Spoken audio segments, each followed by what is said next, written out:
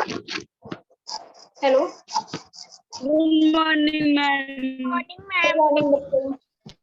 आवाज आ रही है? Yes ma'am.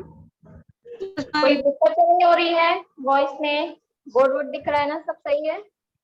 Yes ma'am. चलिए, तो क्या करवा रहे थे आपको? ग्रामर में पूरा हो गया था उस दिन? Yes ma'am. कुछ बाकी नहीं था ना उसमें? मैम चलिए, तो आज हम लोग नेक्स्ट पढ़ेंगे कौन सा? ये झाड़ू वाला।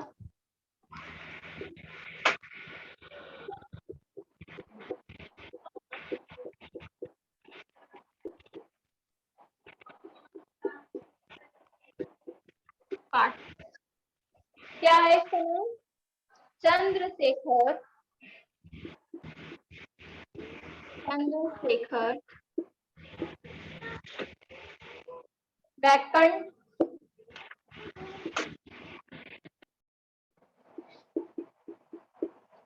रमन। ठीक, इनके बारे में आज हम लोग पढ़ेंगे। निकाल लिए हो बुक सभी लोग?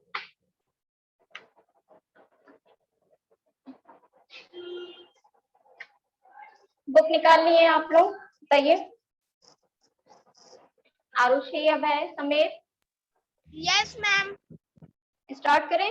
ठीक है, एक लाइन पढ़ रहे हैं, समझते चलना, जहां नहीं समझ में आएगा पूछ लीजिएगा। ठीक। भारत की धरती ने ऐसे अनेक महापुरुषों को जन्म दिया। मतलब यहाँ पे बताया जा रहा है, जो भारत की धरती है वहां पर क्या किया? अनेक महापुरुषों का जन्म हुआ, जिन्होंने अपनी प्रतिभा से संसार का भरपूर प्रदर्शन किया। मतलब कहने का क्या अर्थ है कि जिन्होंने अपनी जो प्रतिभा उनके अंदर है, उन्होंने जिस संसार का पथ मतलब क्या होता है? रास्ता, मार्ग, उनका क्या किया? प्रदर्शन किया। ठीक। शेखर वेंकट रमन उन्हीं महापुरुषों में से एक थे।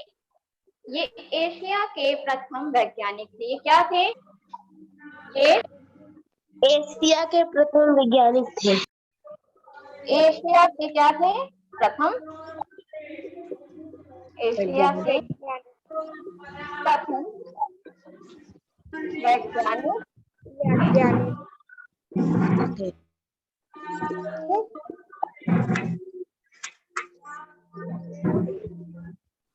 फिर उसके बाद क्या था? इन्होंने अपनी प्रतिभा के बल पर, इनके अंदर जो भी प्रतिभा थी उसके बल पर नोबेल पुरस्कार प्राप्त किया। इन्होंने क्या भी, इनको क्या मिला? इनको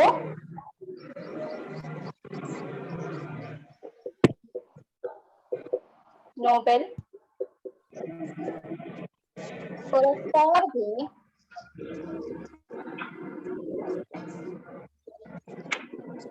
प्राप्त हुआ।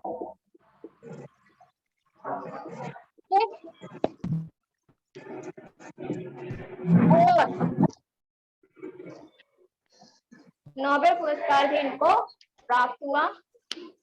अपनी मातृभूमि को गौरवान्वित, ठीक है, विज्ञान को समस्त जीवन अर्पित करने वाले इस महान वैज्ञानिक का जन्म कब हुआ था? जो इन्होंने विज्ञान के क्षेत्र में क्या किया? अपना योगदान दिया। तो ये थे, इन्होंने वैज्ञानिक थे और इन्होंने क्या किया? इन्होंने विज्ञान के क्षेत्र में अपना योगदान दिया।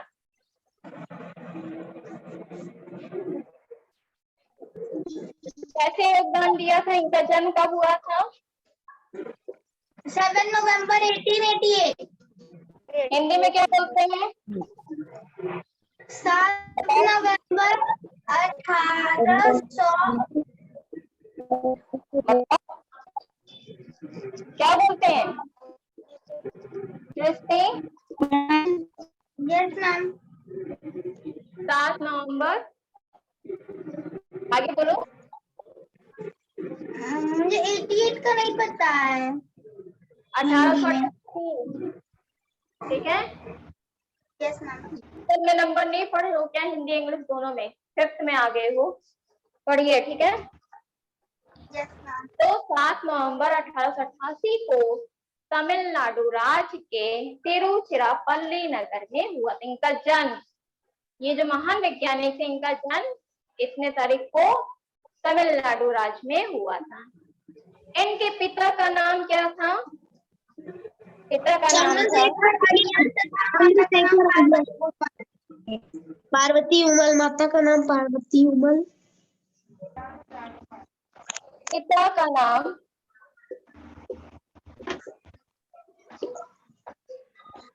चंद्रशेखर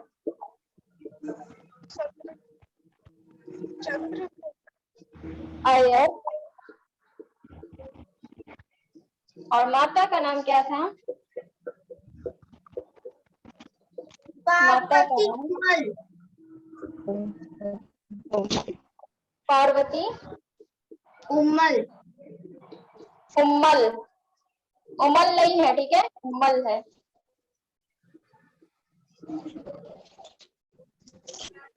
इनके पिता का एक माध्यमिक विद्यालय में शिक्षक थे। इनके पिता क्या थे? एक माध्यमिक विद्यालय में शिक्षक थे। इस समय पश्चात वे विशाखापट्टनम के हिंदू कॉलेज में भौतिक विज्ञान के प्राध्यापक नियुक्त हुए। क्या हुआ? वो इनके पिता थे, कौन कौन पिता थे इनके, बताओ? चंद्रशेखर अय्यर। चंद्रशेखर अय्यर विद्यालय में क्या थे? शिक्षक थे, ठीक है। और कुछ समय के बाद इन्होंने क्या किया? वो विशाखापट्टनम के हिंदू कॉलेज में भौतिक विज्ञान के प्राध्यापक हुए। अपने पुत्र की शिक्षा के संबंध में उन्होंने प्रारंभ से ही विशेष ध्यान दिया था। मतलब कि जो इनके पिता थे अपने बच्चे, इनका बच्चा कौन था? वेंकट। तो रमन जो थे उनके बारे में बहुत ही अधिक ध्यान देते थे।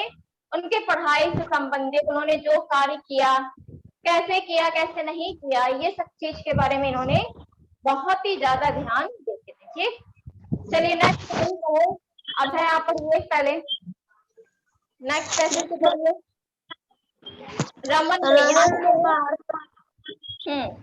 रमन ने 12 वर्ष की आयु में ही 10वीं की परीक्षा पास कर ली। फिर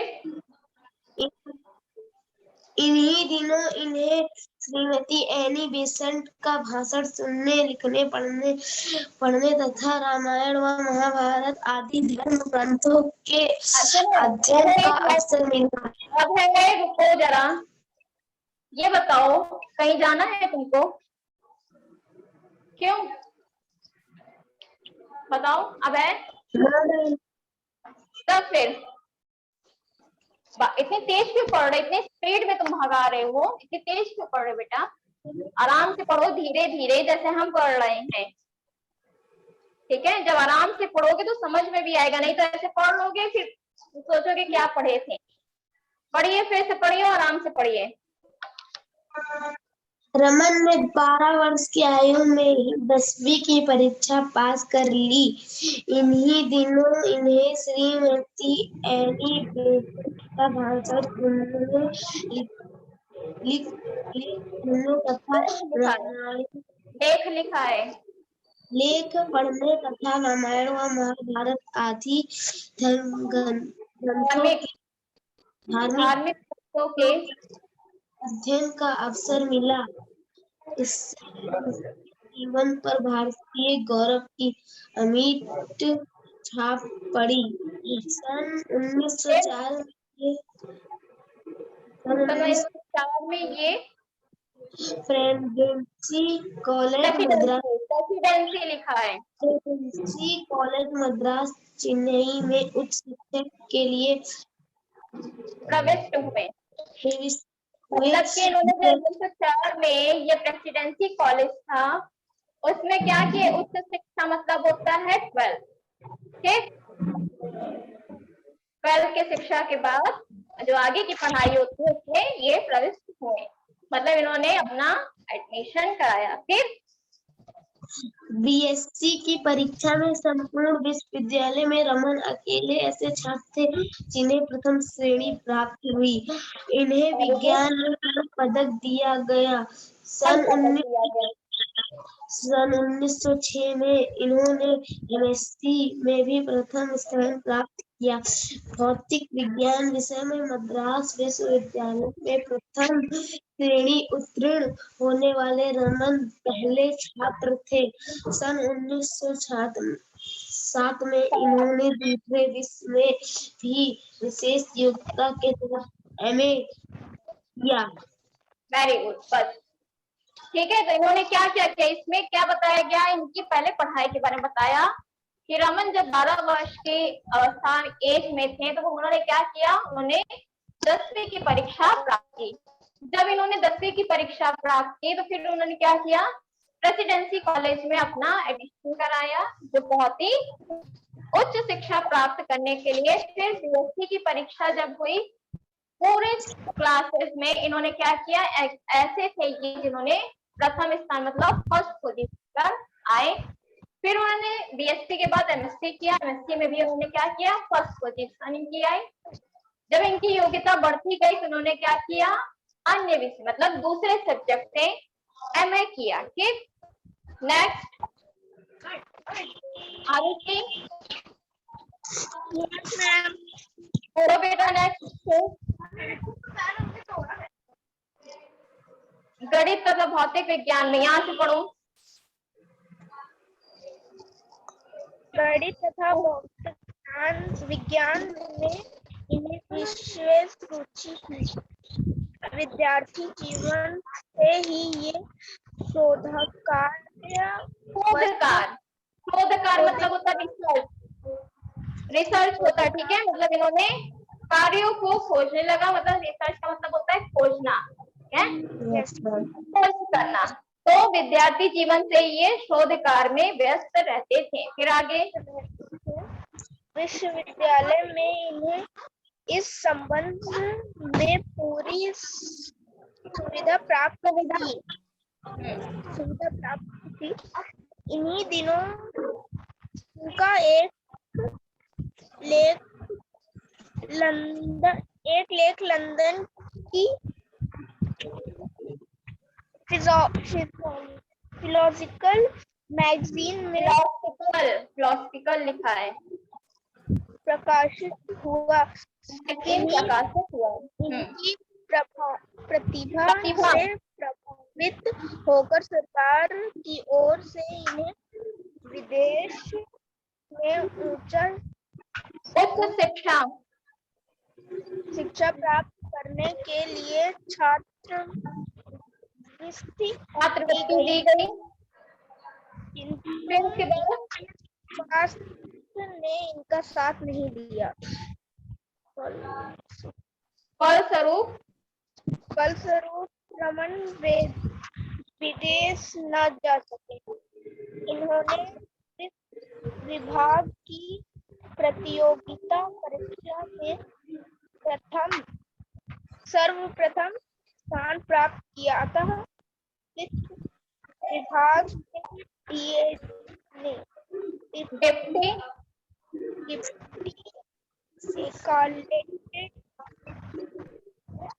जनरल के महत्वपूर्ण पद पर इनके नियुक्ति हुई। इनका कार्य क्षेत्र कोलकाता था। ठीक है, कलकत्ता। ठीक है, इसमें क्या बताया जा रहा है कि इनके रुचि किसमें थी। जैसे हम लोग के सब्जेक्ट की रुचि अलग अलग रहती है, इंटरेस्ट हम लोग का कोई सब्जेक्ट बहुत ही अच्छा लगता है, इनकी रुचि किसमें थी, गणित तथा विज्ञान। और ये इन्होंने शुरू से ही जब विद्यार्थी मतलब कि जब हाई स्कूल इंटर में थे, बीएससी में थे, इन्होंने शोध कार्य प्रारंभ किया था, मतलब रिसर्च करना स्टार्ट कर दिया था। और विश्वविद्यालय में इन्हें संबंध में पूरी सुविधा प्राप्त हुई। जब विश्वविद्यालय गए तो इन्होंने क्या किया, उस संबंध में पूरी जानकारी इनको मिली। फिर इन्होंने क्या किया, इनकी जो प्रतिभा से उससे लोग प्रभावित होते गए।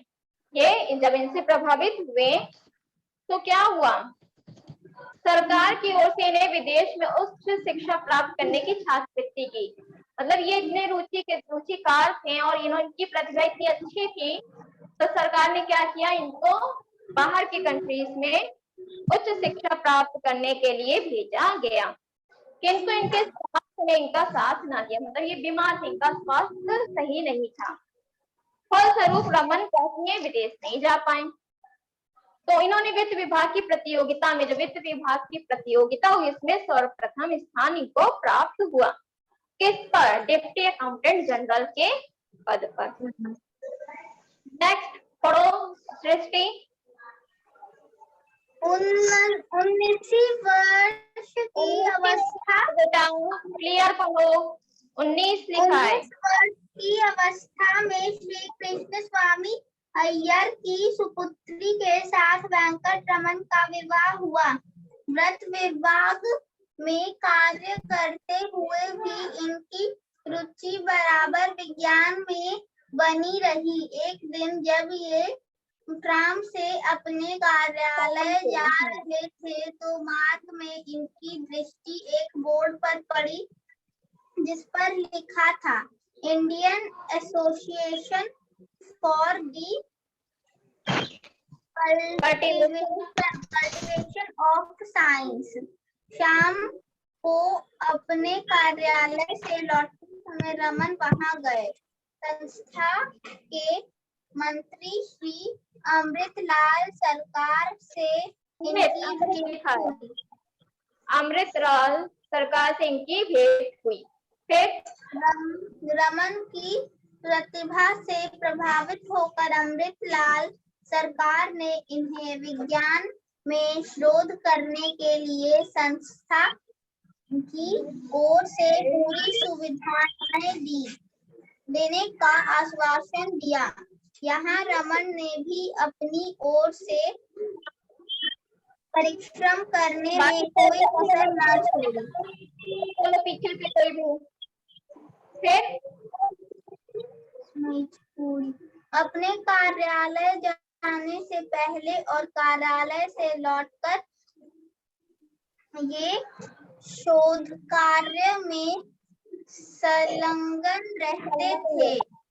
इनका विषय था प्रकाश की किरणों का पदार्थों पर क्या प्रभाव पड़ता है और पदार्थ की रचना के अनुसार प्रकाश की किरणों के प्रभाव में क्या अंतर पड़ता है। साथ ही इन्होंने वाद्य यंत्रों के शाब्दिक गुणों पर भी खोज की। अपने प्रयोगों पर जो इन्हें सफलता मिलती गई, इनकी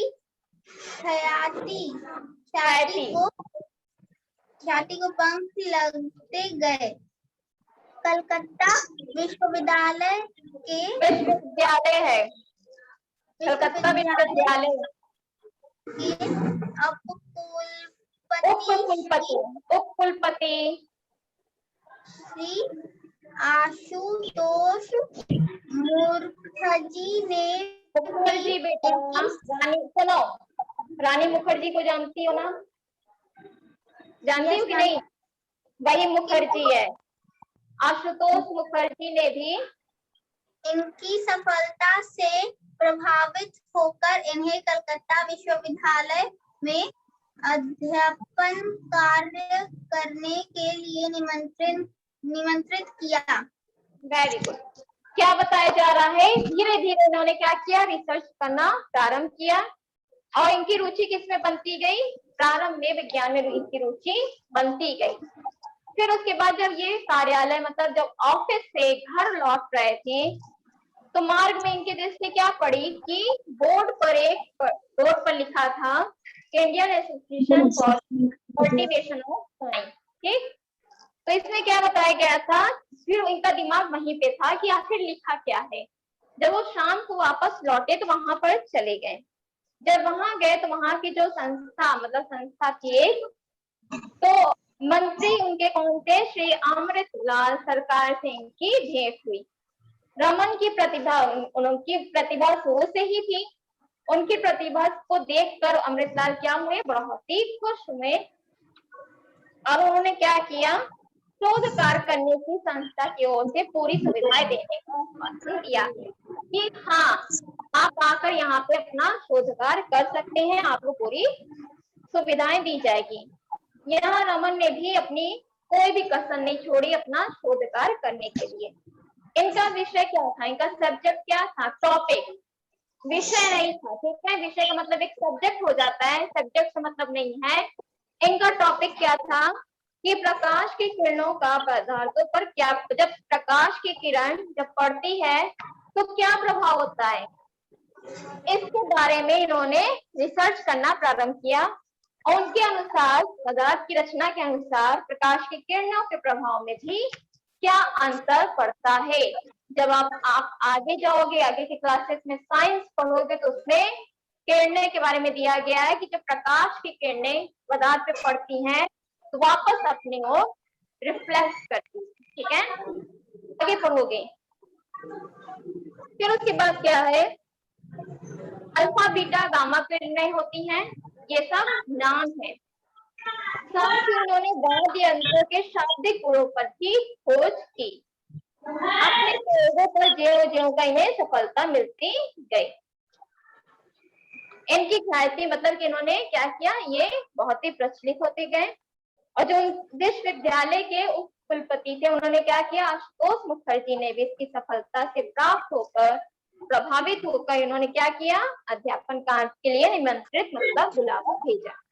नेक्स्ट पढ़ो समेत, पढ़िए बेटा, सन 1917 से पढ़िए। सन 1917 से वेटक रमन ने भौतिक विज्ञान में अध्यापक कार्य शुरू किया। सन 1919 में श्री अमृतलाल सरकार का देहांत हो गया। रमन ने उनके इंडियन एसोसिएशन पर दी। बोलो पहले, फिर से बोलो नाम। रमन ने उनके स्थान पर इंडियन एसोसिएशन बोलो। एसोसिएशन फॉर दी, आगे the for the cultivation of science के मंत्री पद का उत्तरदायित्व ग्रहण किया। गलत पढ़ो, गलत पढ़ो, उत्तरदायित्व होता है। फिर वापस आओ, वापस आओ लगे।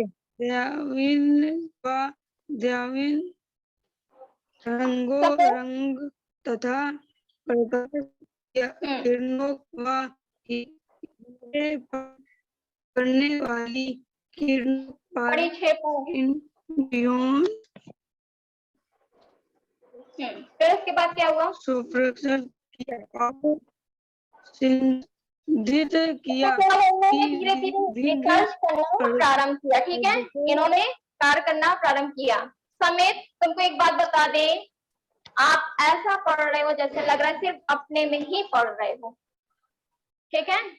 आरुषि, अभय, दृष्टि, किसी को समझ में आया, बताओ। No ma'am. No ma'am. No ma'am. भी गया समेत। देखो ऐसा पढ़ना चाहिए धीरे धीरे रुक कर, ठीक है, कि जो सामने वाला सुन रहा है उसको समझ में आए। नेक्स्ट पढ़ो कोई, अब है पढ़ो। सन 1929 में विज्ञान सम्मेलन में भाग लेने के लिए वेंकट रमन इंग्लैंड गए। इसको नहीं, वहां से पढ़ो। मैम 1917 से। रुक जाओ, समित आ रहा है, हो सकता है वो पढ़े, वेट करो, क्योंकि सबको पढ़ना है ना, कोई एक को पढ़ेगा नहीं, सबको जानना है ना कैसे पढ़ना है। समित अपना कनेक्ट कीजिए वॉइस। यस पढ़ो। अच्छा अगर तुम्हें पढ़ो सन 1917 से। सन 1917 से वेंकटरमन ने भौतिक विज्ञान में अध्यापन कार्य शुरू किया। सन 1919 में श्री अमृतलाल सरकार का देहांत हो गया। रमन ने उनके देहावसान होता है बेटा, ठीक है। या हो गया। रमन ने उनके स्थान पर Indian association for the cultivation of science के मंत्री पद का उत्तरदायित्व ग्रहण किया। उत्तरदायित्व ग्रहण किया। अब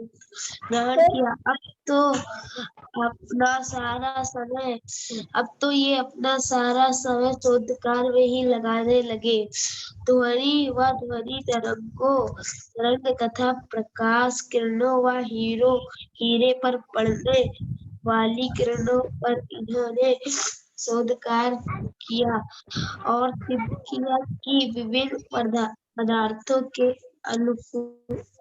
अणुओं में एटम अणु होता है इंग्लिश। अणुओं में भिन्न भिन्न चुंबकीय शक्ति होती है। जब प्रकाश की किरणें उन पदार्थों के अणुओं से गुजरती है तो उनसे भिन्न भिन्न रंग दिखाई देते हैं। देखो यहाँ पे क्या बताया जा रहा है कि ध्वनि व ध्वनि तरंगों रंग, आवाज जा रही है ना? Yes ma'am. ध्वनि तरंगे रंग तथा प्रकाश किरणें जो होती हैं वो क्या करती हैं, वो पदार्थों पर अलग अलग तरीके से जब पड़ती हैं तो उनसे जो किरणें निकलती हैं वो क्या होती हैं, उनकी किरणें के जो होते हैं वो विभिन्न प्रकार के होते हैं। क्यों? क्योंकि उनमें एक चुंबकीय गुण होता है, ठीक है। शक्ति मतलब पावर होती है उनके अंदर, और जब उनके अणुओं मतलब पदार्थ के अणुओं से जब गुजरती हैं तो उनके क्या होते हैं, भिन्न भिन्न रंगें दिखाई देती हैं। साइंस में पढ़ोगे तो समझ में आ जाएगा, ठीक है। नेक्स्ट पढ़ो, समेत पढ़ोगे बेटा?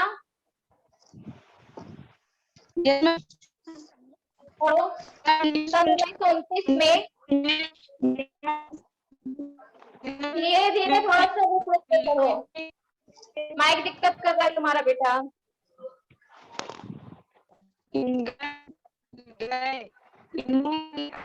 उसके बाद पढ़ो सृष्टि, पढ़ो।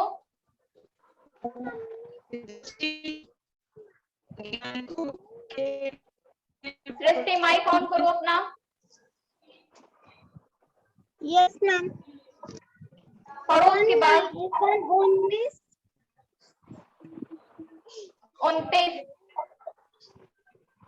सन 1929 में विज्ञान सम्मेलन में भाग लेने के लिए वेंकटरमन इंग्लैंड गए। इन्होंने अपने शोध परिणाम विदेशी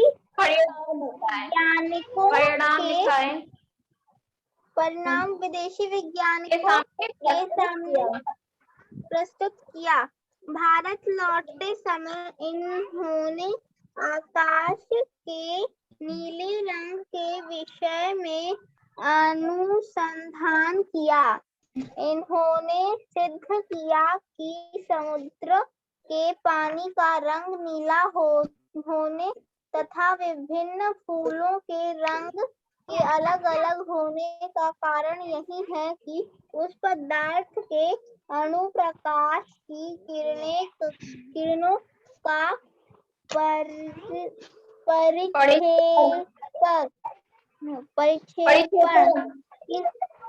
परिक्षेपण किस प्रकार करते हैं। प्रकाश किरणों पर पड़ने वाले उस प्रभाव को ही रमन प्रभाव की संज्ञा दी गई है।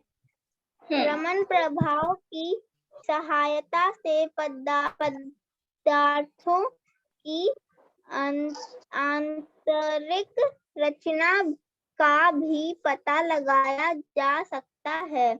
इन खोजों से रमन की गणना विशिष्ट के श्रेष्ठ वैज्ञानिकों में की जाने लगी। वैज्ञानिकों में की जाने लगी। वैज्ञानिक जगत जगत इनकी प्रतिभा का लोहा मानने लगा। इनके सन 1928 में 1928 में मैथ्यूसी पदक प्रदान किया गया। मैथ्यूसी पदक प्रदान किया गया। सन 19 में जब मैंने भारत नंबर बोला तो सुनी नहीं थी।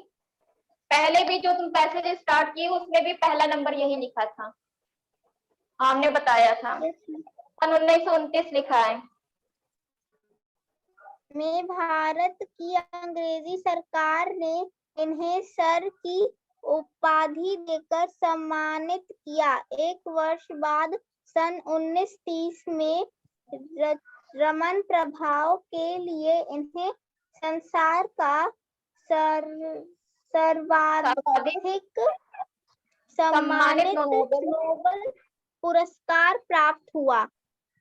बस देखो इन्होंने क्या बताया था कि जो प्रकाश की किरणें होती हैं, जब उन पे गिरती हैं, पदार्थ पे गिरती हैं, तो उन क्या होता है वो वापस आती है, ठीक है। और उनसे क्या होती है, भिन्न कलर की जो होती है रंग दिखाई देता है। जब वो अपने अणुओं से पदार्थों से गुजरती हैं तब। तो इन्हें क्या कहा गया। और दूसरा क्या उन्होंने प्रूव किया था कि जो पानी है उसका रंग नीला क्यों दिखाई देता है, किस कारण से, आकाश के नीले के कारण से। किरणें जब पड़ती है तो हमें पानी का रंग कैसे दिखाई देता है, नीला दिखाई देता है। ये इन्होंने किसमें बताया था, रमन प्रभाव की संज्ञा दी थी, इफेक्ट, रमन इफेक्ट में बताया था उन्होंने। ठीक, चलो आगे का जो है वो हम लोग नेक्स्ट क्लास में पढ़ेंगे। ठीक, ओके मैम। यहाँ तक समझ में आया?